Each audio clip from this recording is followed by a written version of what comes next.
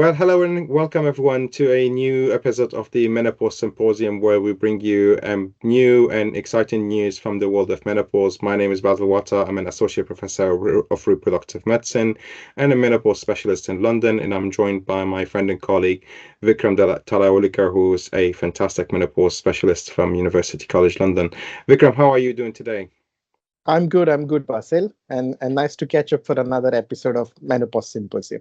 Indeed, indeed. So we've all been sort of living the all the events and talks around the International Menopause Day, which was really exciting, and both you and I went through quite a few debates and webinars and chats, and it's really thrilling to see menopause being in the spotlight.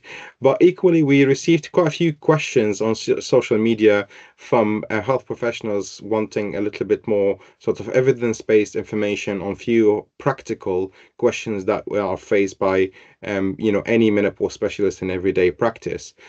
So what do you think? We try to tackle a few of these questions today, slight change of format.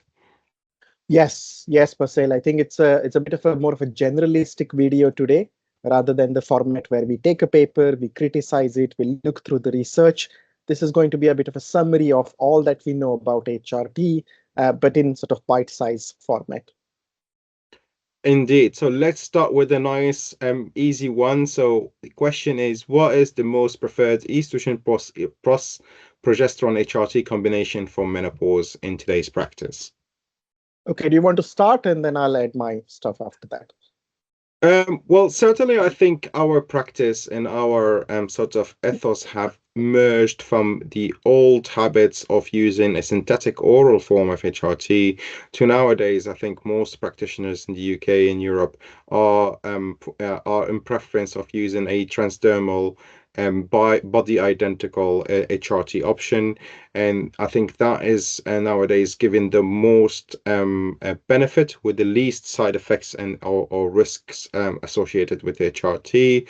And this could be either sometimes a transdermal estrogen option with an oral tablet like Utrogestan, or a transdermal estrogen option with a Mirena coil. Um, I'm giving a very generic answer. I don't know if you can provide a bit more details on that. So right, Basil, in the sense that I think from root perspective, there is no doubt that if you have any worry about blood clotting or thrombosis, we all prefer the transdermal form of estrogen, the patch, the gel, or the spray. Sometimes some clinics offer implants. All of them will be not stimulating blood clotting in healthy women. So that's definitely the route of choice. But that's also to say that if women are healthy under the age of 60, they don't have any high BMI or any obvious risk factor. They would rather like to take an oral tablet daily. They find transdermal route difficult to comply. Sometimes there are bleeding issues. Then they can have oral HRT, but that will be the second choice in terms of the blood clotting. Estrogen wise, you're right, estradiol remains the most studied estrogen, both for efficacy and safety. We no longer use the equine estrogen because it's not body identical. Vaginally, though, there are different estrogens, estriol, in addition to the estradiol. So these would be the preferred estrogens in terms of the estrogen in the HRT. Progestogen, you're absolutely right. Two progestogens come right on top in terms of safety for blood clotting, thrombosis, and breast.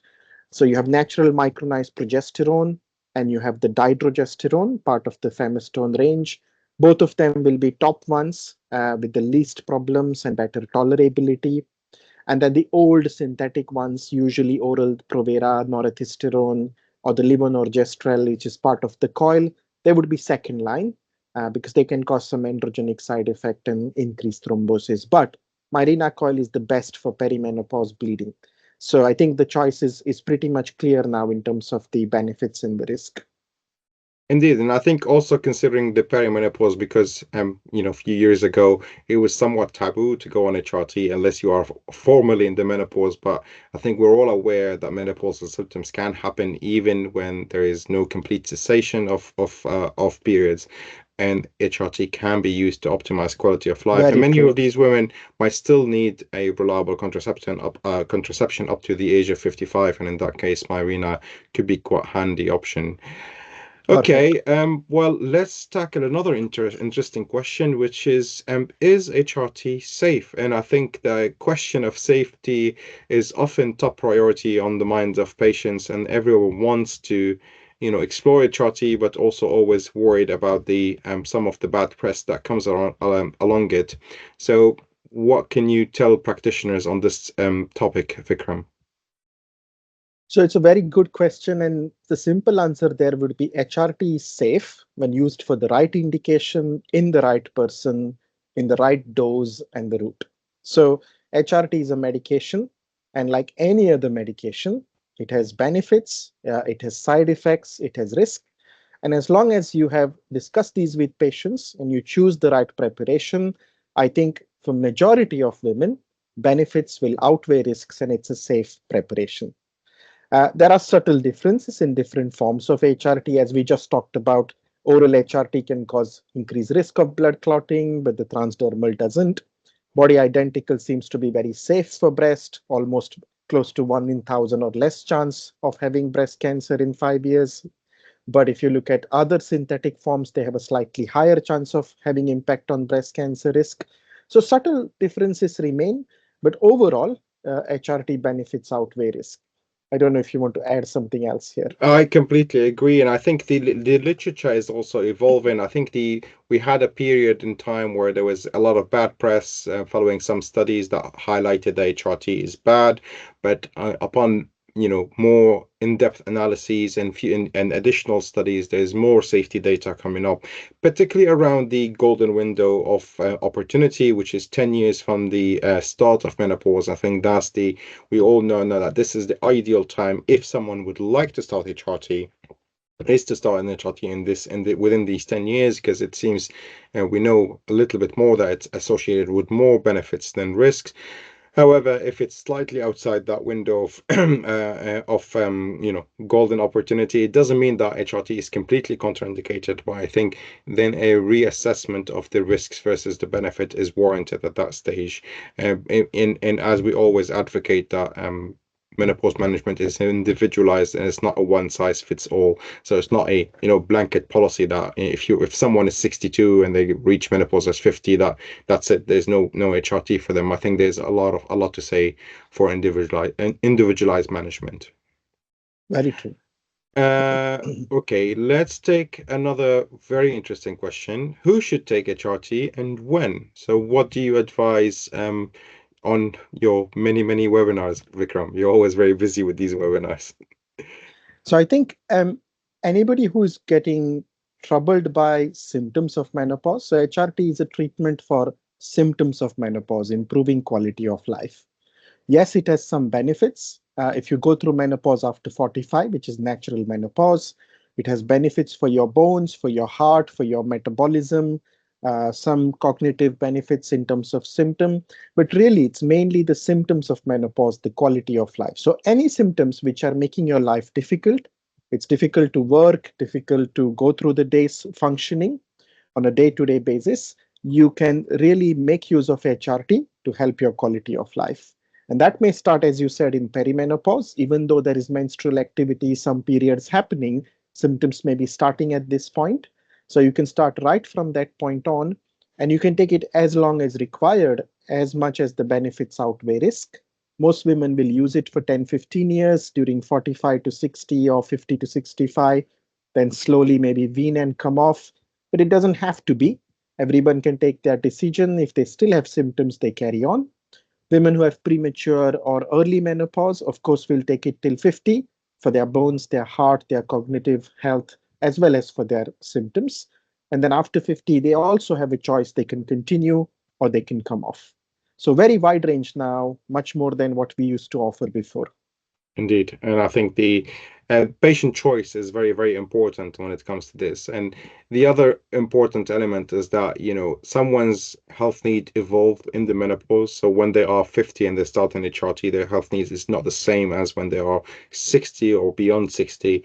And so it's important to, reassess and reevaluate and empower the patient to really understand their health and their symptoms and how is the HRT playing into that, and also enable them to understand when is it safe to come off HRT particularly, and to have a more comprehensive and holistic management of.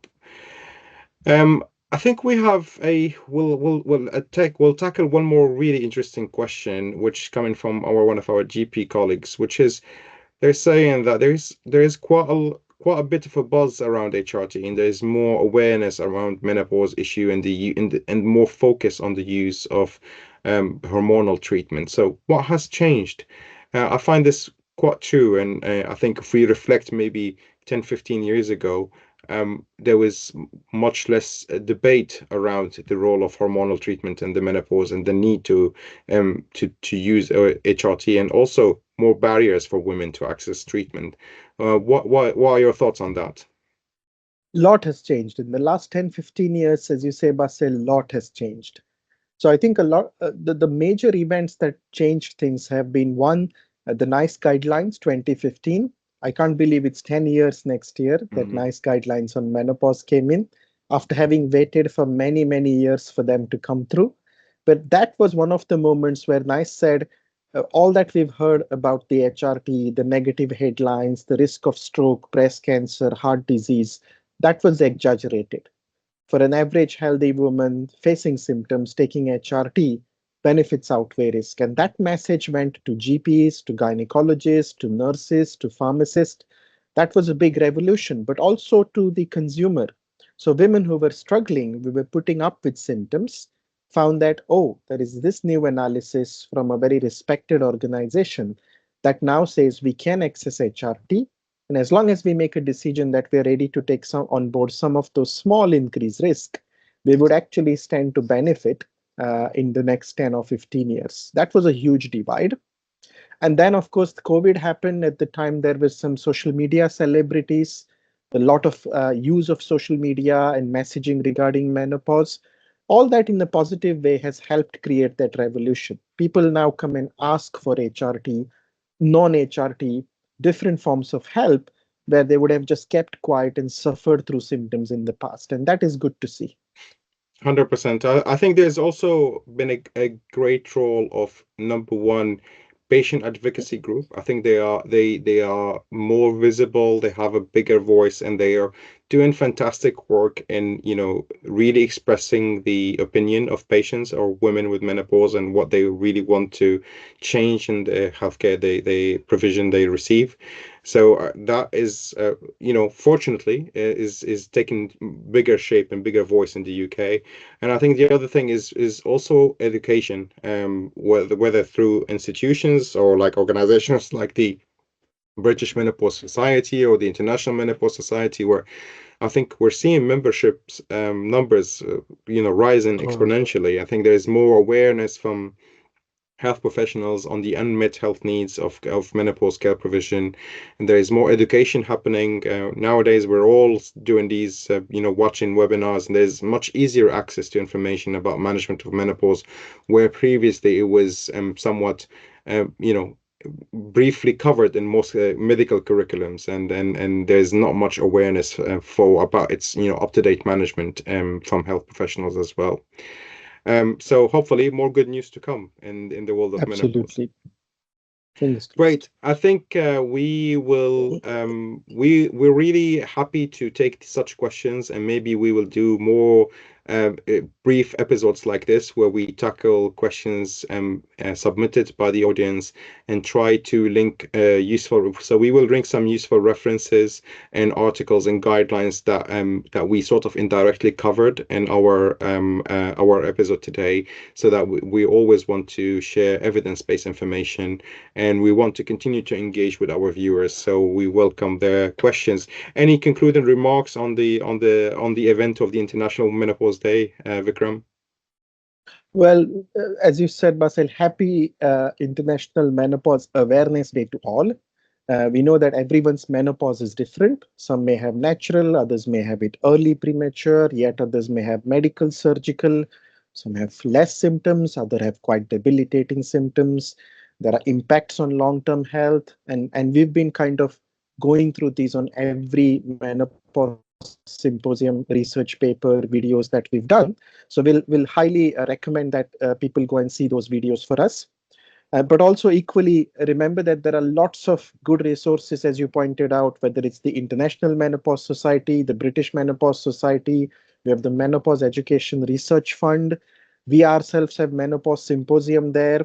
And there are many other evidence-based resources. Be sure to use the right resources and cut off the noise from the social media, which is not evidence-based. So that is really the key message here is rely on sources which are evidence-based so that you make the right decisions for your patients. 100%. Thank you, Vikram, and thank you everyone who is tuning in on this episode today. We look forward to hearing more questions, likes, and comments from you, and seeing you in future episodes in the near future. Bye bye.